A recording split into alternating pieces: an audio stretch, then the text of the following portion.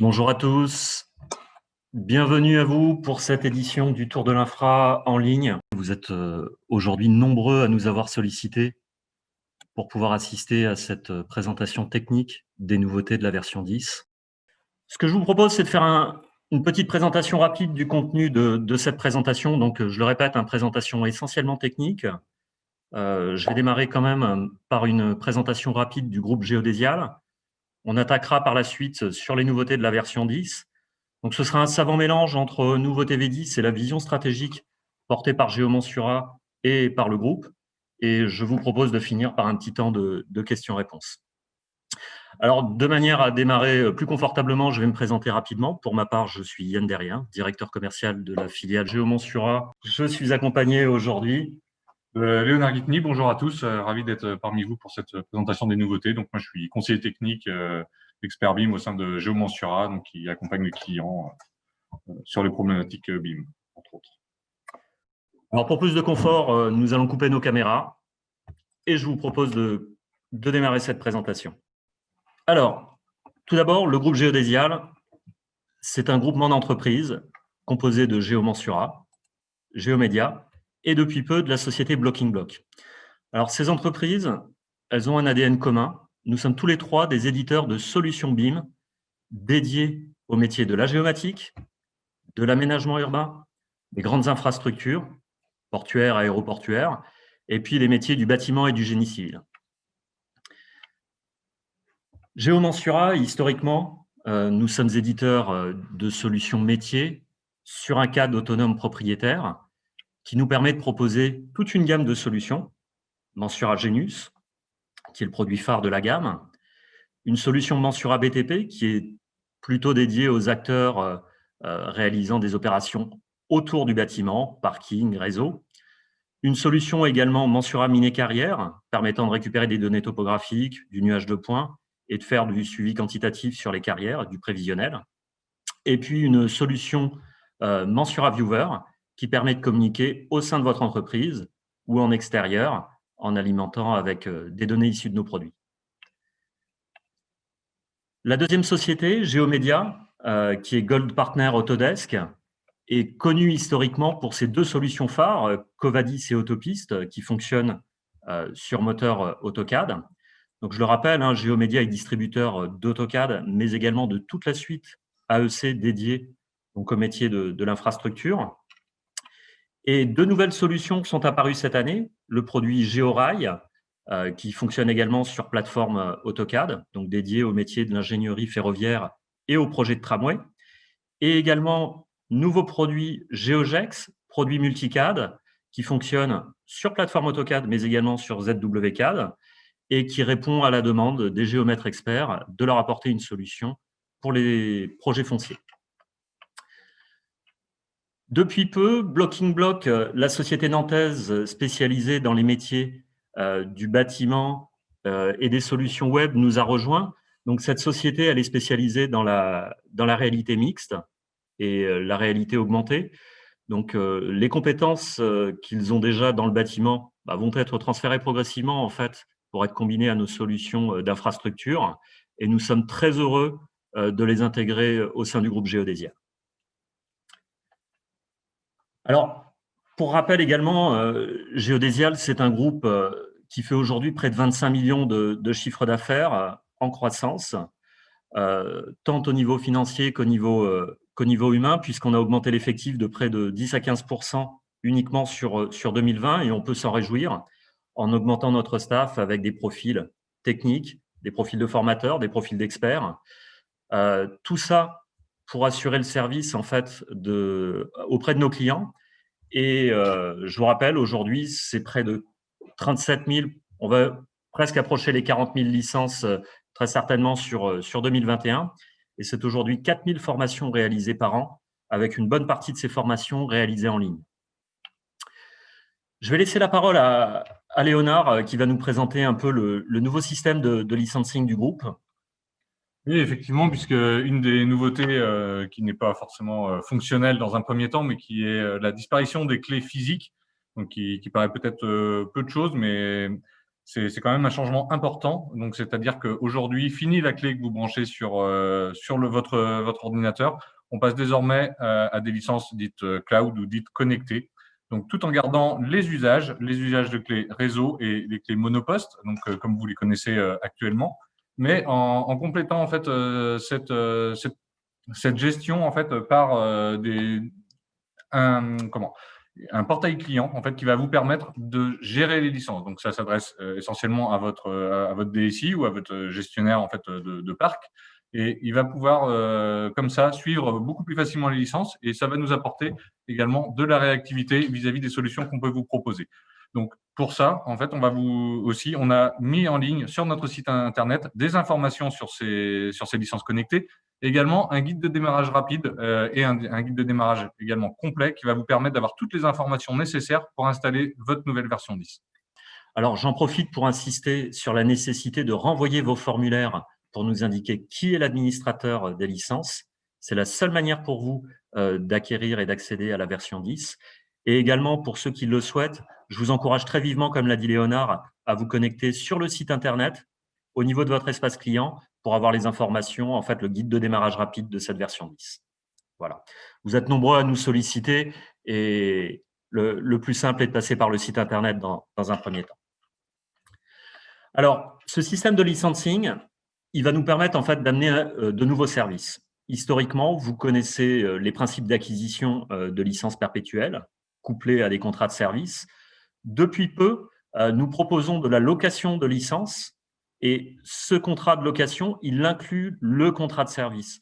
Donc, l'intérêt, c'est de pouvoir proposer les deux systèmes de gestion de licences à nos clients pour pallier à des surcroîts d'activité ponctuels ou durables, et puis pour répondre également à la demande de nos clients. Alors, ces modèles de licensing, ils sont également couplés à de nouveaux services, des services de formation. J'en ai parlé tout à l'heure, mais la formation en ligne a été très plébiscitée depuis le début de l'année. C'est un modèle que l'on souhaite pérenniser dans le temps. Et nous avons également été très sollicités pour proposer des prestations d'accompagnement BIM qui sont de plus en plus fréquentes dans vos entreprises. Alors, je vais laisser la parole également à Léonard pour parler un tout petit peu des projets nationaux et des projets de recherche sur lesquels nous intervenons actuellement. Bien, oui, puisque la transition numérique, nous sommes bien conscients que c'est un enjeu auquel nous sommes confrontés. On est en plein dedans. Et c'est pour ça que nous avons une implication forte en fait dans de nombreux groupes de travail, donc qui sont notamment cités ici comme Mine, Building Smart et du BIM et du SCOL. Donc Mine, projet étatique, projet national qui en est à sa saison 2, qui englobe plusieurs grosses structures en fait qui réfléchissent en fait à l'interopérabilité au niveau de l'infrastructure, au niveau du bâtiment. Le groupe Building Smart en fait donc qui gère tout ce qui va être normalisation des formats BIM, puisque le gendarme du BIM, le gendarme, voilà, comme t'aimes bien le dire.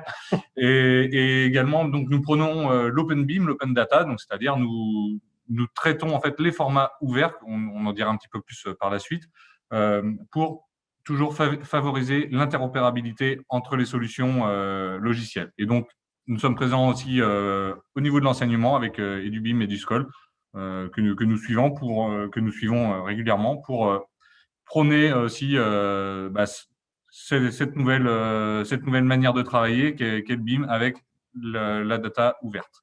Ouais, j'en profite pour ceux qui ne connaissent pas le projet Mind.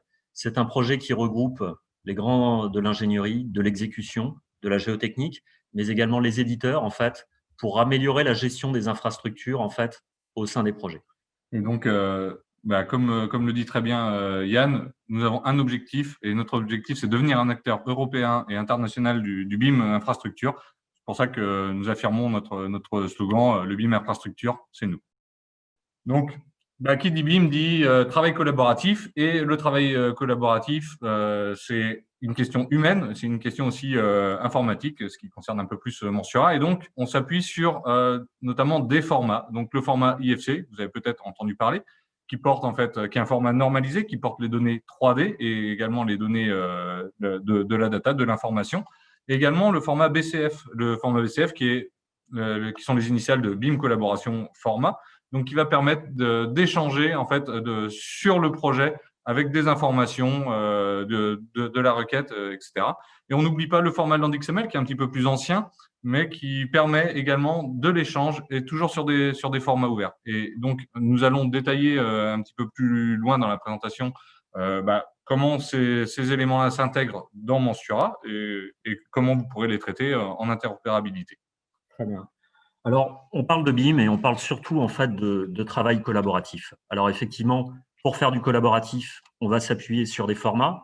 Et tout ça nous a poussé en fait à intégrer un nouveau menu dans Mensura, le menu collaborer. Ce menu collaborer va vous permettre d'importer ou d'attacher des fichiers IFC issus de plusieurs métiers, notamment les métiers du bâtiment, en fait, pour faire le lien entre bâtiment et infrastructure. Ce que je vous propose, c'est de présenter un exemple dans un contexte de terrassement de plateforme. Donc ici, un projet de terrassement pleine masse sur lequel on va attacher la référence IFC. Cette référence IFC, elle récupère donc une géométrie, un maillage 3D que vous allez pouvoir rapidement visualiser sur vos coupes. Et sur cette partie coupe, on a amélioré le dynamisme vue en plan coupe avec la possibilité de gérer des modifications. Donc, un delta Z, par exemple, ici, sur une plateforme, est automatiquement visualisable sur la coupe. De la même manière, le recalcul des talutages est instantané. Alors, en plus de pouvoir importer l'IFC sur la vue en plan, vous allez pouvoir le récupérer dans le rendu 3D. Pour ça, une nouvelle sélection de maillage 3D est disponible dans vos options d'affichage. Donc ici, vous visualisez une présentation de phasage avec le projet pleine masse et le projet VRD. Deuxième diapo sur laquelle vous allez pouvoir visualiser le bâtiment, la structure béton. Et sachez-le, vous êtes capable d'associer plusieurs modèles IFC, notamment ici la verrière, qui était un modèle IFC à part entière, qui peut être introduite a posteriori. En deuxième cas d'usage, je voudrais vous présenter l'import IFC, plutôt dédié cette fois-ci au génie civil. Alors ici, un pont, pour faire simple. Visualisation rapide sur la partie gauche de mon écran d'un modèle dans un visualisateur de type FBIM. Donc c'est un modèle IFC ici. À droite, l'intégration dans Mensura sur laquelle vous pourrez gérer vos couches. Typiquement, visualiser le tablier, visualiser les semelles. Et ce maillage 3D, vous allez pouvoir l'interroger. Notamment, j'attire votre attention sur l'interrogation d'un point ponctuel avec la visualisation de l'altimétrie sur les points superposés.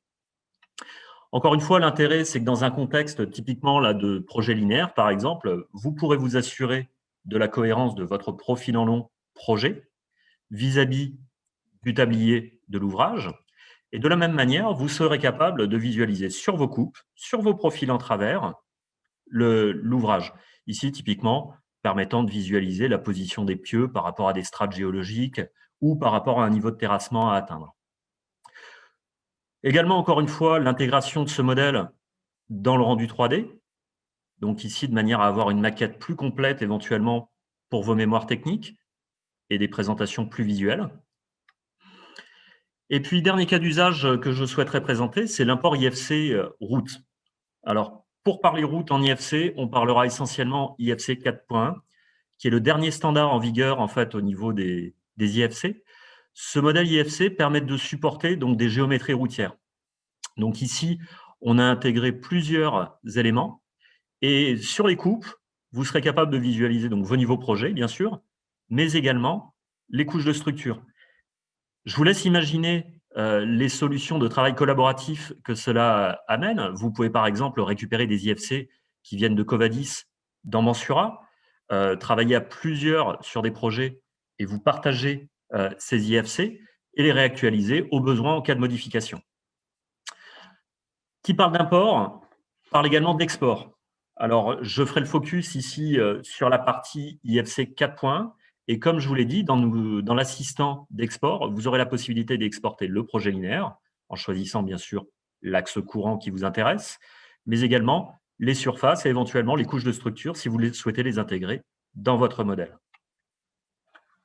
Bien, effectivement, concernant l'IFC route, c'est l'IFC 4.1 dont on vous parle avec le support de l'IFC alignement, donc une classe IFC qui peut peut-être paraître un peu barbare, mais c'est la première évolution vers un modèle infrastructure de l'IFC. C'est-à-dire qu'aujourd'hui, nous travaillons également avec Mind et Building Smart pour l'élaboration du format 4.3 qui portera en fait les vraies données infrastructures complémentaires, donc toute la définition des objets. Donc c'est important à ce niveau-là puisque c'est la première fois qu'on va avoir une donnée dédiée à notre métier. Je tiens à rappeler également que par rapport aux imports IFC et aux exports, on gère bien le géoréférencement. Donc, on a la possibilité de traiter les données telles qu'elles sont en fait au niveau des coordonnées portées par l'IFC. Mais si vous le souhaitez, réaliser un calage particulier. Et puis, une petite dernière chose sur les IFC, c'est que même si vous ne faites pas du BIM, vous pouvez solliciter les architectes, solliciter les autres personnes avec qui vous travaillez pour gérer seulement de la donnée 3D et mettre un premier pied en fait dans la gestion d'un projet BIM. Ouais, merci Léonard. Alors effectivement, la partie modèle 3D, elle est très importante dans un projet, mais qui dit collaboration dit également échange d'informations et échange de messages. Effectivement, puisque comme on l'a dit, le modèle 3D, bon, c'est bien joli, mais la note collaborative, c'est un moyen d'échange, c'est-à-dire que c'est un nouveau mail, un post-it vraiment qui va être dédié à l'affaire. Et comme je vous l'ai indiqué tout à l'heure, c'est un format normalisé, standard, qui va favoriser l'interopérabilité entre les différentes solutions, c'est-à-dire qu'on pourra traiter de mensurat à mensurat et dans les produits du groupe et éventuellement vers d'autres solutions qui supportent en fait ce format. Alors effectivement, comme le dit très justement Léonard, on s'appuie vraiment sur des préconisations et des standards Open BIM. C'est vraiment très important au niveau du groupe. C'est l'interopérabilité de nos solutions avec les standards du marché. Alors ces notes collaboratives BCF, on va également les intégrer à travers le menu collaborer. Vous aurez accès à un nouveau gestionnaire de notes collaboratives qui va vous permettre d'accéder à une fenêtre ancrable sur la droite de votre écran. Et une note collaborative de type BCF est composée d'un titre, d'une description, par exemple pour remonter une anomalie sur un projet, et puis des thématiques de catégorie pour indiquer que c'est une question au BIM manager, une requête ou éventuellement proposer une solution. Et tout ça couplé à une notion de statut qui vous permettra d'indiquer si la problématique est résolue ou au contraire en cours de résolution. Alors actuellement, les notes BCF sur la version 10 peuvent être stockées en local puis envoyées par mail. À très court terme, d'ici quelques semaines, nous allons vous proposer la possibilité de se connecter à des BCF serveurs de type BIMTrack, BIMSync et également à la solution Blocking Block. Ici, l'intérêt, c'est la centralisation de toutes les notes collaboratives autour d'un projet sur une plateforme unique. Et donc, gagner en traçabilité sur les résolutions d'anomalies. Bien, également, qui dit modèle 3D IFC, dit note BCF. Qu'est-ce qu'on a d'autre pour favoriser le travail collaboratif? Eh bien, c'est la data. La data, c'est une importance majeure en ce moment dans la transition numérique pour conserver l'information, transmettre l'information. Et donc, on parle beaucoup de jumeaux numériques, qui est un petit peu la carte vitale du bâtiment et bientôt la carte vitale de l'infrastructure. Donc, pour ça, nous avons développé aussi un nouveau gestionnaire d'attributs. C'est-à-dire qu'en version 9, vous aviez déjà la possibilité d'importer des notes. Maintenant, on va pouvoir interagir avec ces notes, interagir avec la data et donc rajouter de la data par des listes d'attributs, donc pour limiter les erreurs de saisie, pour que l'attribut ait toujours le même nom. Ajouter des attributs libres, ponctuels. Ajouter également un lien de URL, donc par exemple de votre entreprise ou d'un fournisseur. Et ajouter aussi le lien vers un document PDF ou une fiche technique ou tout autre type de document. Donc ça va se retrouver dans une fenêtre ancrable dans la fenêtre des propriétés et tous les objets pourront porter ces données-là et seront exportés dans l'IFC et également au format SHP. En complément de ces attributs, en fait, nous avons intégré la notion de classification, la classification uniformat bien connue dans le bâtiment. Et puis, nous avons échangé également avec Vinci Autoroute pour vous proposer une table de classification qui est vraiment ciblée sur l'infrastructure et qui a une vraie notion exploitation derrière. Donc, aujourd'hui, vous retrouverez directement dans vos bases de données la table de Vinci Autoroute. On remercie Vinci Autoroute pour ces échanges.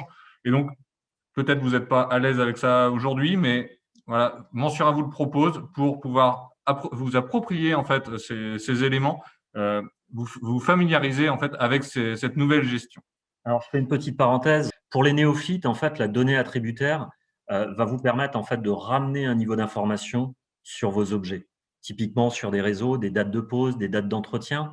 Mais à l'échelle d'un projet collaboratif, le fait de travailler avec une table de classification, en fait, permet d'homogénéiser le vocabulaire et la sémantique et de faciliter le requêtage par la suite pour l'exploitation. Voilà.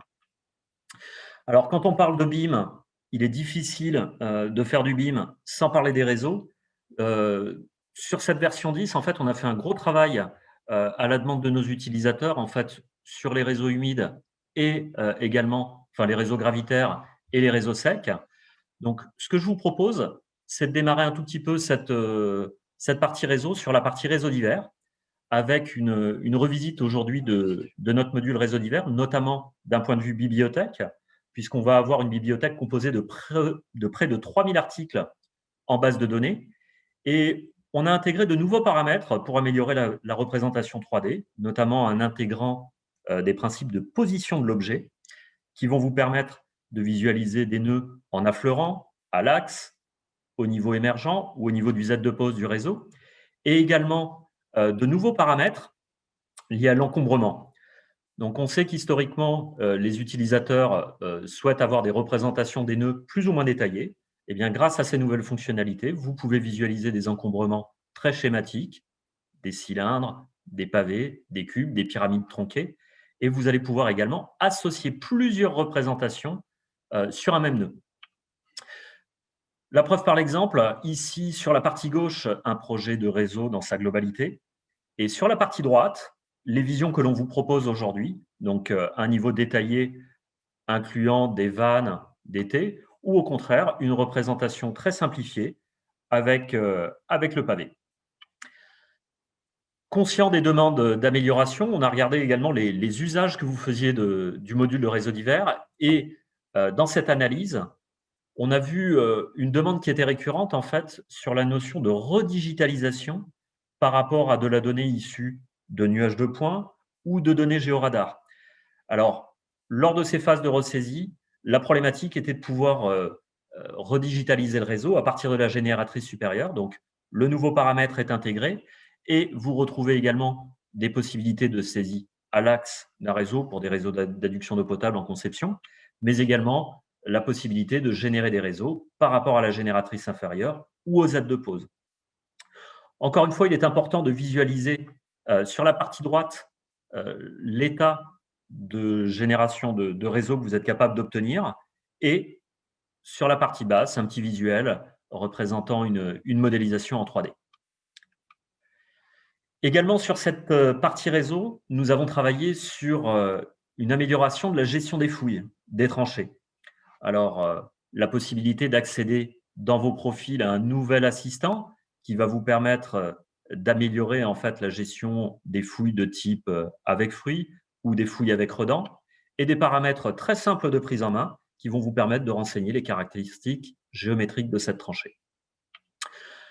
Alors, en partie réseau, il y avait également une demande récurrente sur le positionnement des étiquettes et vous allez avoir de nouveaux paramètres pour éviter le chevauchement de ces dernières sur votre vue en plan, mais également directement dans des contextes de vue en plan, de vue en profil en long, pardon, pour gagner en lisibilité.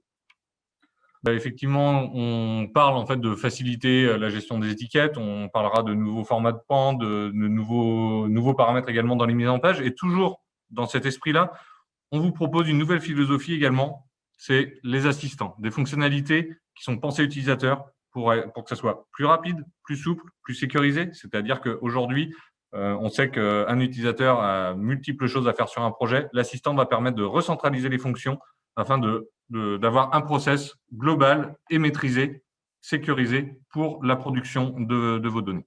Tout à fait. Alors, quand on parle de rapidité, de souplesse et de sécurité, on parle directement de rentabilité. Alors, cette notion de rentabilité, aujourd'hui dans vos entreprises, elle se traduit par l'usage de plus en plus commun de solutions de guidage machine. Alors, le premier assistant que je vais vous présenter, c'est un assistant de guidage machine qui est compatible avec les grands standards du marché, que vous soyez client Leica, Trimble ou Topcon, vous allez pouvoir générer la globalité de vos projets gérés dans Mensura, que ce soit des projets de plateforme, des projets surfaciques, des projets de réseau et également des projets linéaires. Pour chacun de ces projets, vous allez pouvoir vous attacher en fait aux spécificités des ouvrages à réaliser. Typiquement sur une route, vous pourrez choisir votre axe, mais également la couche de structure que vous souhaitez traiter, que ça soit du niveau fini pour du réglage ou au contraire plutôt des niveaux de terrassement de fond de forme. Sur la partie réseau gravitaire et réseau divers, vous pourrez choisir vos réseaux, mais pourquoi pas une partie des tronçons uniquement qui vous intéresse, en tenant compte bien sûr des spécificités de guidage que vous devez avoir. Donc on va pouvoir travailler soit en surface sur le fond de la tranchée, en intégrant des notions de surlargeur pour éviter les pertes de signal, ou également en intégrant des notions de destruction des verticalités pour éviter les problèmes de marche. Et vous allez pouvoir également travailler en Z de pause si nécessaire. Pour la partie plateforme, la possibilité de sélectionner un ou plusieurs projets en intégrant encore une fois les spécificités niveau fini ou niveau décaissé. Tout cela en tenant compte encore une fois des surlargeurs et de la destruction des verticalités. Le fait d'utiliser l'assistant permet d'avoir un process vraiment logique. Je sélectionne mon projet, je sélectionne les données que je souhaite exporter et je vais pouvoir choisir le ou les formats de données que je souhaite exporter. Donc des formats très open type LandXML, des formats DXF, DWG ou des formats propriétaires.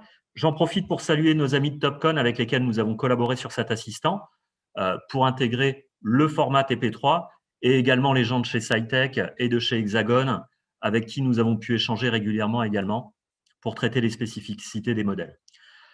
Lors de l'export, vous avez la possibilité d'associer également la vue courante. Cette vue courante va permettre au chauffeur d'avoir une cartographie de l'ouvrage à traiter. Alors, l'intérêt de cet assistant de guidage machine, vous l'aurez compris, hein, c'est de ramener un assistant efficace, gain de temps, avoir une meilleure qualité de traitement de son projet et également une sécurisation des transferts, puisqu'en une seule passe, vous générez un ou plusieurs fichiers potentiellement à remettre à jour. Dans la notion d'assistant, j'intégrerai également une nouvelle approche en fait, de Métré, un Métré par calque. Alors, le Métré par calque, c'est une nouvelle fenêtre disponible à côté des propriétés, qui sera disponible dans tous les contextes. Et le Métré par calque va vous permettre en fait de créer potentiellement un nouveau Métré avec une liste d'articles que vous pouvez créer un à un, ou alors des listes d'articles que vous allez pouvoir réintégrer. L'intérêt ici, c'est une prise en main très rapide et une vérification des quantités, typiquement ici en application sur un réseau durant une phase d'appel d'offres. Vous récupérez un fichier DWG, l'intégrer dans Mensura, et très rapidement, vous êtes capable, grâce à ce modèle, de venir mettre à jour des quantités en tenant compte de coefficients de majoration ou de minoration et éventuellement compléter avec des paramètres. On y reviendra dans un instant. J'en profite également pour faire un petit rappel sur l'usage des commandes personnalisées. Alors, les commandes personnalisées permettent d'avoir un contexte prédéfini, des outils de dessin préparamétrés, des types de lignes, des hachures directement imposés sur certains calques.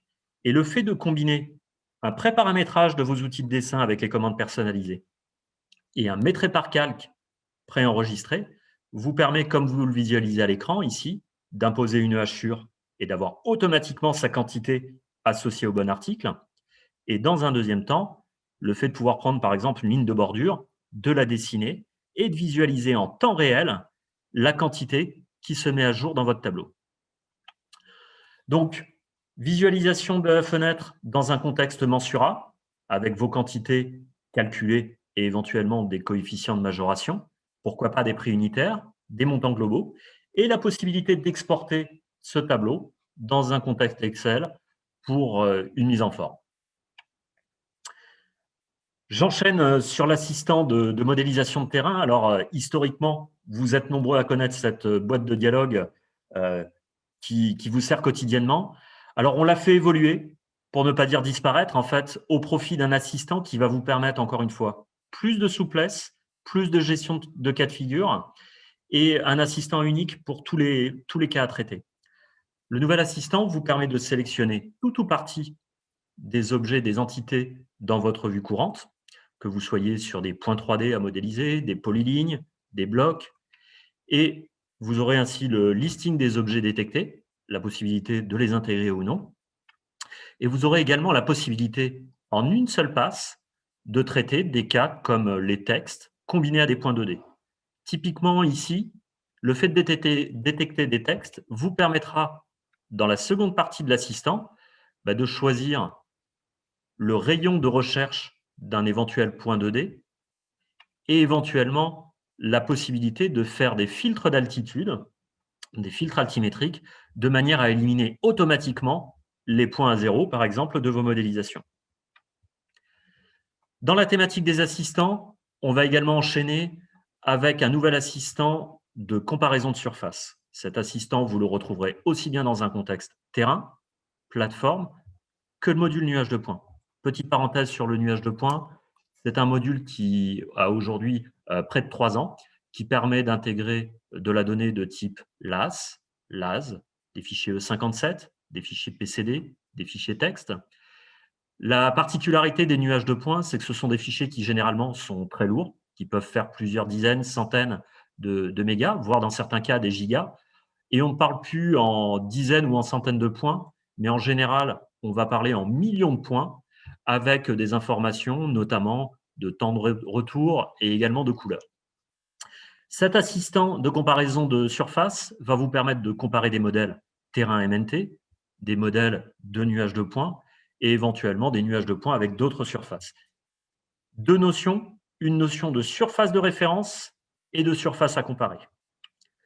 Deuxième partie de l'interface, vous allez pouvoir sélectionner tout ou partie de la donnée en déterminant des zones graphiquement, donc sous forme de polylignes fermées, ou alors en venant sélectionner des contours préalablement dessinés, des informations complémentaires comme les surfaces que vous avez dessinées. Vous pouvez bien sûr les nommer. Et l'intérêt de tout ça, c'est d'établir rapidement des tableaux de résultats, mais également une visualisation graphique, donc dans un contexte de vue partagée ou alors associée. Ici, typiquement, un exemple dans un cas de site de carrière sur lequel vous allez pouvoir visualiser les quantités et les mouvements de vos fronts de taille. Je tenais à préciser, c'est vrai que la présentation ne montre pas forcément toutes les options des assistants, donc ils sont bien là pour vous guider, notamment pour le guidage machine, à signaler qu'il est disponible à nos clients sous contrat de service, en fait, cette option-là, directement quand on a Mensura Genius. Et petite précision par rapport à plusieurs retours pendant la présentation, c'est que effectivement le guidage machine permet la gestion des verticalités, des surlargeurs, en fait, donc ça simplifie grandement en fait les erreurs. C'est pour ça qu'on parle de sécuriser le processus. Donc c'est bien plusieurs options qui ont été complétées en fait dans cette nouvelle version 10. Voilà. Alors, Léonard en a parlé, mais effectivement, certains de nos nouveaux modèles nécessitent un peu plus de mise à jour et un peu plus d'entretien. C'est le cas de certains assistants, mais c'est également le cas des connecteurs. Alors, les connecteurs, c'est véritablement une nouvelle philosophie de développement au sein de nos produits pour ramener de la compétence et de la transversalité, alors vers des solutions qui peuvent être propriétaires au sein du groupe, mais également pour assurer de la connexion avec des produits extérieurs. Alors, pour démarrer, je vais démarrer avec un connecteur qui va particulièrement vous intéresser, qui est le connecteur avec la solution Blocking Block. Alors, Blocking Block, c'est la nouvelle solution de réalité augmentée du groupe Géodésial. C'est une solution qui est composée d'une plateforme de stockage cloud et d'une application mobile qui peut être disponible sur tablette et smartphone. L'intérêt, c'est de ramener de la mobilité en fait sur nos produits. Donc, le fonctionnement, il est simple.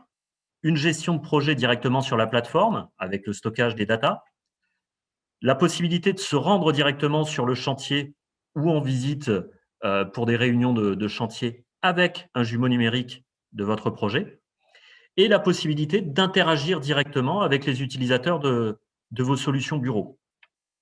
Très rapidement, deux visuels. Le visuel plateforme accessible directement donc, sur, par exemple, un iPad Pro, où on pourra visualiser la maquette, interroger la donnée. Et la deuxième vignette qui permettra de superposer le jumeau numérique en fait, dans son environnement réel, très utile notamment dans des cas de réflexion de réseau ou de projets des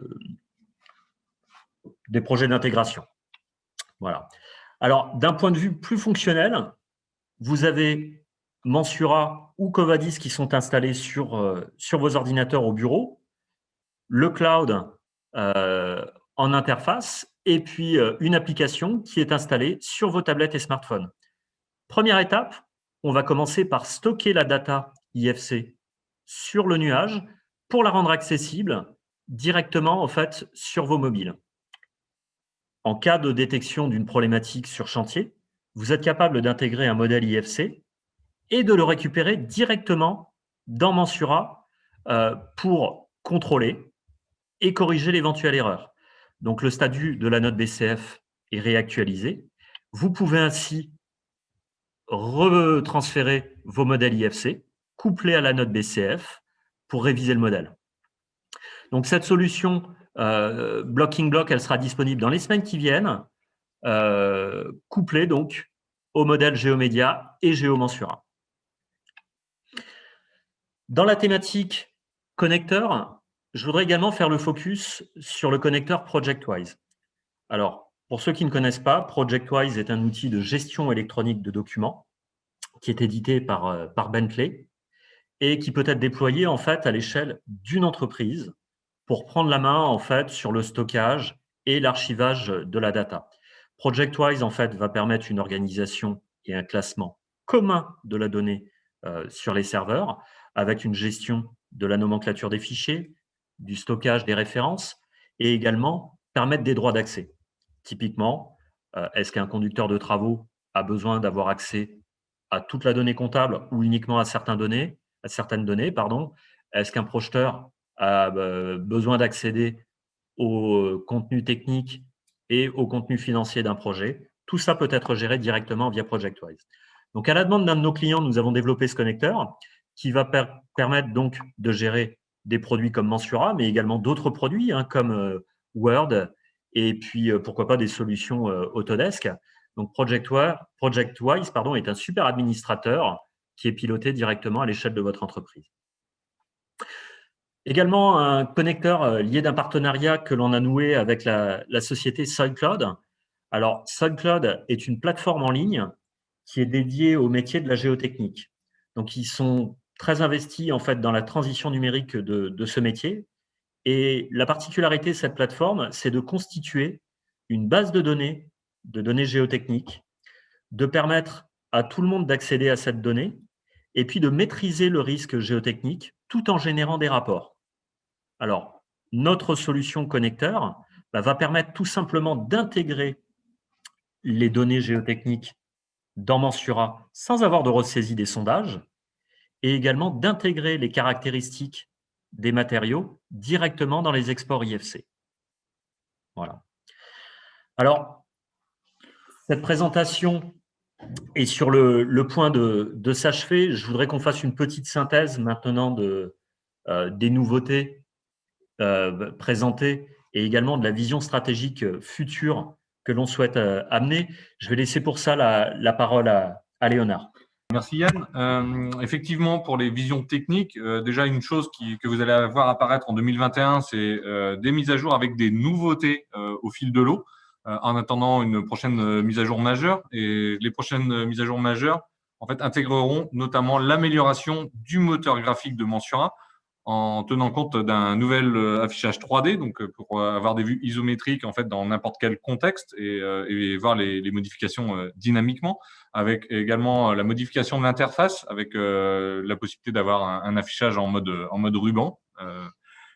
Également, nous travaillons sur la gestion des friches industrielles, la gestion des sols, ce qu'on peut appeler communément la dépollution.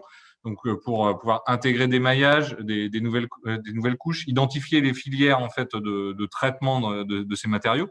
Et puis, toujours, nous sommes en réflexion sur les évolutions des modèles métiers, puisqu'il y a le BIM qui porte les données métiers, mais et nous continuons à améliorer l'ergonomie et les nouvelles fonctionnalités sur les modules que vous connaissez. Alors, également, d'un point de vue vision technique et future version, il y a une grande réflexion aujourd'hui qui s'est installée et je pense que bon nombre d'entre vous le perçoivent. C'est une réflexion groupe, en fait, sur le positionnement de nos solutions et également sur les nouvelles solutions pour chercher de la rentabilité au niveau de vos entreprises. Alors, on va travailler bien sûr avec Blocking Block sur la mobilité de nos solutions et sur la notion de plateforme en ligne pour stocker de la data et se l'échanger entre acteurs. Donc, améliorer de manière générale le travail collaboratif. Et quand je parle de travail collaboratif, c'est de permettre le transfert de données de Mensura à Blocking Block, de Blocking Block à Geomedia, de Geomedia à Geomensura. Bref, c'est vraiment de créer un modèle global à l'échelle de nos solutions. Également, vous l'aurez remarqué dès le début de cette présentation, on travaille beaucoup sur la recherche de nouveaux produits pour compléter nos offres. Le but, c'est de trouver des solutions pour des métiers d'ingénierie comme le rail, des nouvelles solutions pour les géomètres experts. On aura bien sûr de nouveaux produits à vous proposer dans les années qui viennent. Tout ça nécessite pas mal de réflexion, des équipes de développement qu'on est en train de restructurer. Et puis, on travaille également sur des solutions multicad. Alors, GeoGex FR, que l'on vous a présenté en tout début de rendez-vous, est le premier outil de GeoMedia aujourd'hui qui fonctionne sur multicad. Donc, plateforme AutoCAD pour ceux qui le souhaitent, et également ZWCAD. Et il n'est pas exclu que l'on cherche de nouvelles solutions de portabilité en fait de nos solutions. Voilà.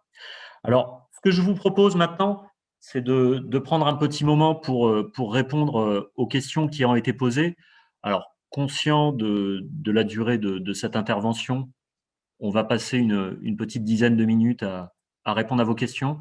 Je vais entamer le débat. Certaines personnes ont réagi à la proposition Blocking Block en fait, au sein du groupe.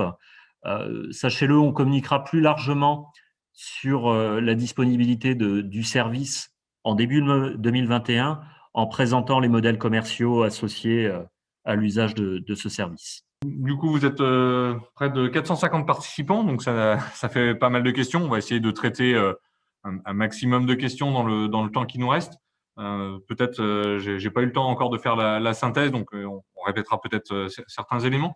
Une chose est sûre, c'est que par exemple pour la classification, tout ce qui va être bibliothèque, accompagnement, en fait, on peut personnaliser l'étape de classification dans le cadre du gestionnaire d'attributs. Et pour ça, on vous accompagne pour la création. Vous pouvez nous en faire la demande et puis après, on discute de ce qui peut être intégrable, non intégrable vis-à-vis de ces différents éléments. Il y a aussi, j'ai l'impression que peut-être notre module nuage de points est peut-être méconnu par certaines personnes. Il faut bien savoir en fait que le nuage de points, c'est de la donnée qui sert de base en fait pour la construction de tous vos projets, c'est-à-dire pour des projets plateformes, pour des projets linéaires. On a un mode de triangulation rapide au niveau du nuage de points qui est un petit peu différent de notre modèle MNT actuel, et il faut bien savoir que même si vous ne triangulez pas votre terrain, vous pourrez visualiser dans tous les contextes vos nuages de points sur coupe, profil en long, par système de rabattement de points. Donc, également sur le guidage machine, effectivement, on a parlé de TopCon et oui, on a intégré le format TP3 natif de TopCon. On a collaboré avec TopCon pour ces échanges-là. Donc, ce format, il est compatible avec les outils de TopCon. Donc ça, sans aucun problème. Alors, j'en profite pour faire une petite parenthèse. Hein. Sachez-le, on collabore avec l'ensemble des acteurs du monde du guidage, que ce soit SciTech pour les solutions Trimble, que ce soit Hexagon pour les solutions de chez Leica, et bien sûr toutes les équipes de TopCon France pour l'amélioration encore de ces interfaces et de ces solutions de guidage. Voilà, on est très souvent en relation avec les équipes techniques et commerciales. On est conscient qu'on évolue tous dans un environnement commun et avec des problématiques dont on doit partager et apporter des solutions. Également, il y a pas mal d'interrogations sur Blocking Block. Ça veut dire que c'est quand même un projet qui semble vous intéresser.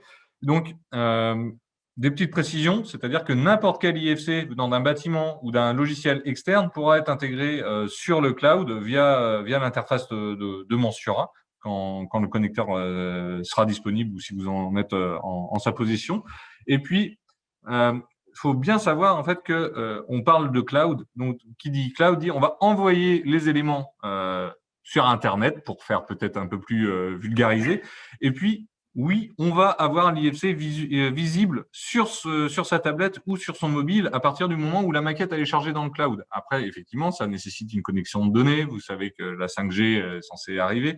Vous pouvez aussi synchroniser votre maquette en Wi-Fi au bureau si vous le souhaitez. Et l'échange des notes BCF sera quasi instantané, ça dépendant forcément de la connexion en aller et en retour.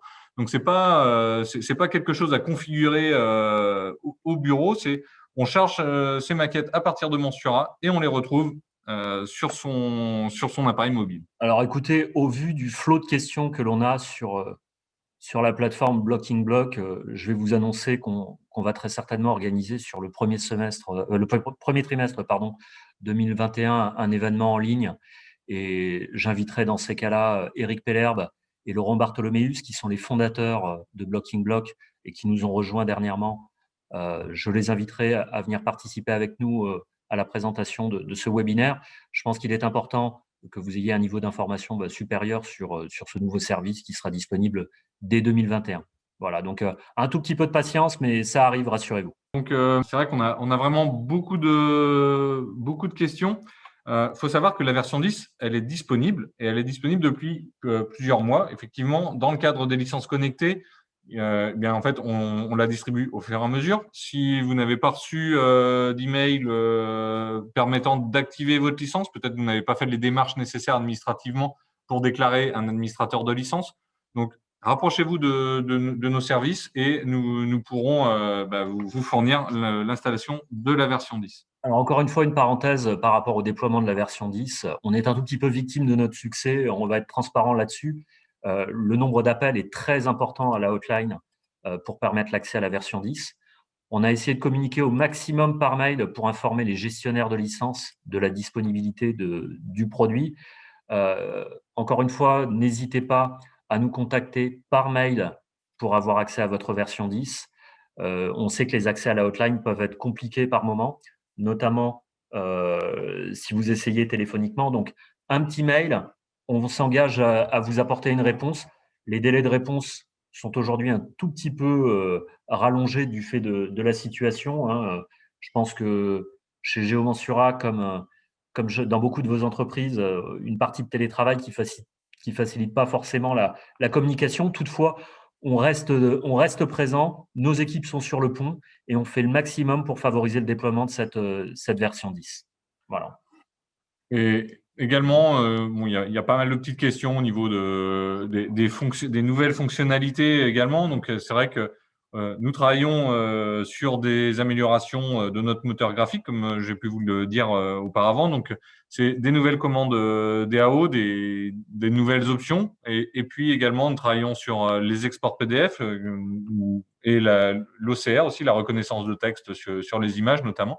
Donc ça, c'est des nouveautés qui normalement apparaîtront courant d'année 2021 dans le cadre de ce qu'on pourrait appeler des mises à jour. C'est pas des nouvelles versions, c'est des mises à jour de la version 10 qui vont s'appeler 10.1, 10.2 que vous découvrirez. Je pense que nous ferons une communication aussi sur les réseaux sociaux au niveau de ces nouveautés.